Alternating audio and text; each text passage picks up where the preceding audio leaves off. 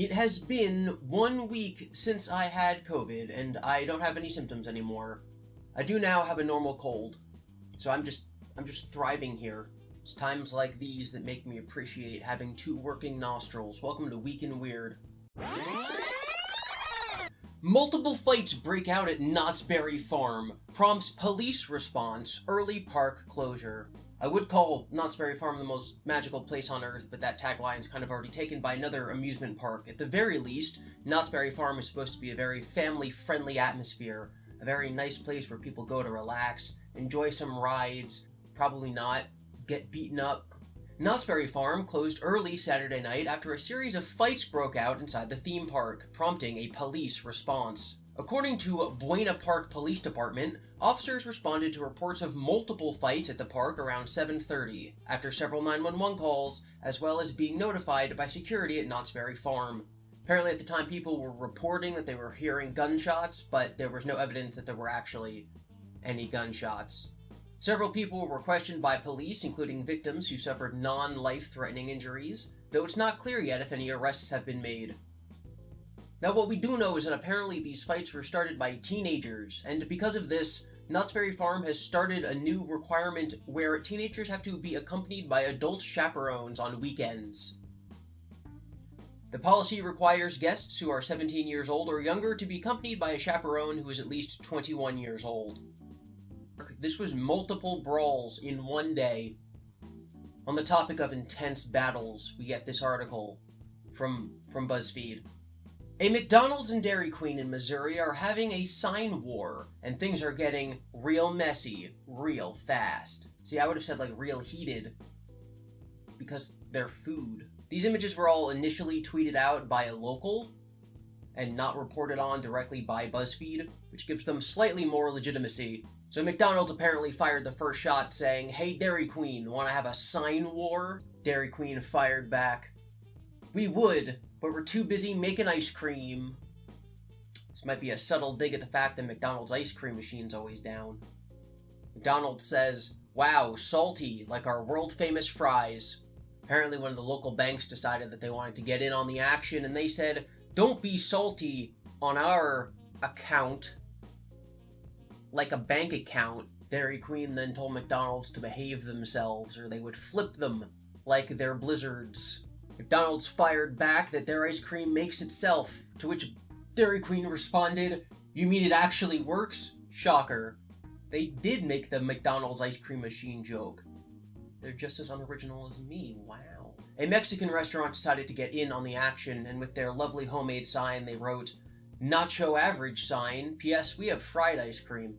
Dairy Queen fires what I believe to be the killing blow with, "Why dine with a clown when you can with a queen?"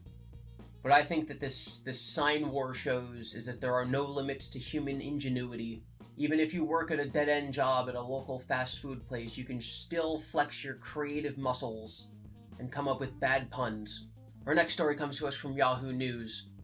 After an AI bot wrote a scientific paper on itself, the researcher behind the experiment says she hopes she didn't open a Pandora's box. We talked about an AI not too recently that people are scared may have gained sapience. But this one apparently wrote a thesis about its own existence, which is terrifying. Unless you know how AI works, in which case it's probably not that terrifying. I'm not saying I know how AI works, but I've been using the Crayon AI generator, and I don't think it's quite there yet. A researcher from Sweden gave an AI algorithm known as GPT-3 a simple directive.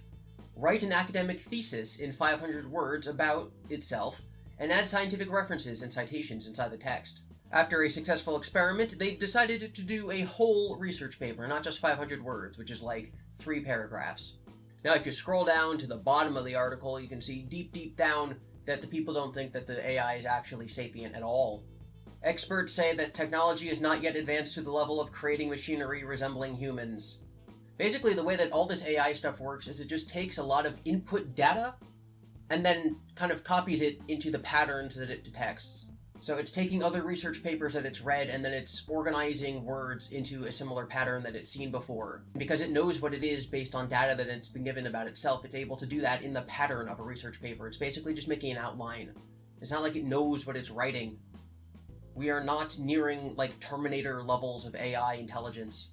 But these headlines are obviously catchy enough for me to keep reporting on them, so that's all anyone cares about.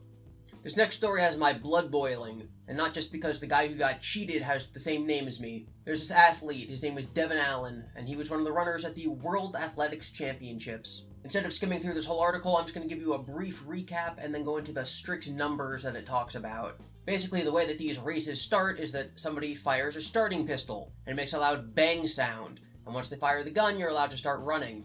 This guy started running after the gun was fired, which is good. It should be allowed. That's when you're supposed to start running.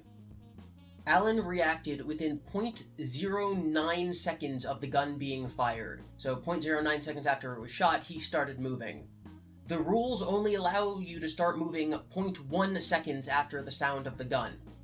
So that's 0.01 that he was too fast.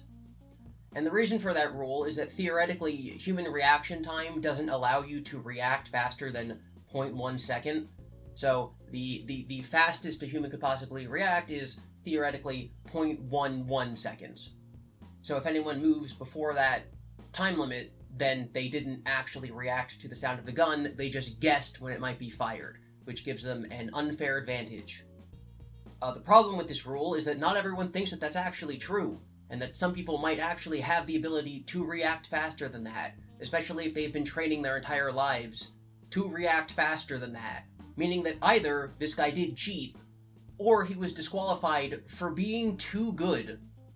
There's also the small controversy that it's possible he didn't react within 0.09 seconds, and that it was actually the 0.1 second that would have been allowed, and that the equipment we have for measuring when he started isn't precise enough to actually determine whether or not he broke that barrier. So whether or not he came in first place or was disqualified is up to possibly faulty equipment and definitely out-of-date rule. And so people are kind of pissed about this, because that's not how sports are supposed to work.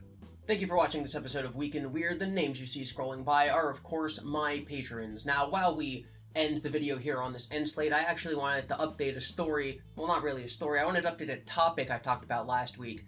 Last week, I gave you my small movie review for the movie Where the Crawdads Sing, which is, of course, based on a book. Well, as people were quick to point out to me in the comments section, the author of the book is currently wanted for questioning for a possible murder in Africa.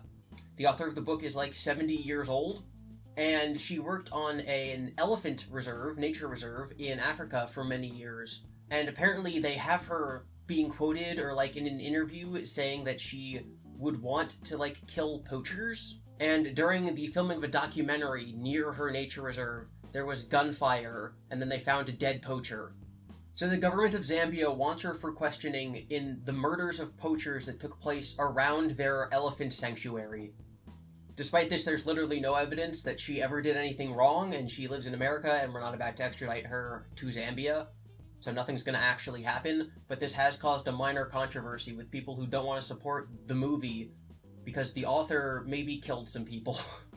And for small context, the movie is about somebody who may have killed someone. So that's great. Thank you for watching once more, and I hope to see you next time on Week in Weird.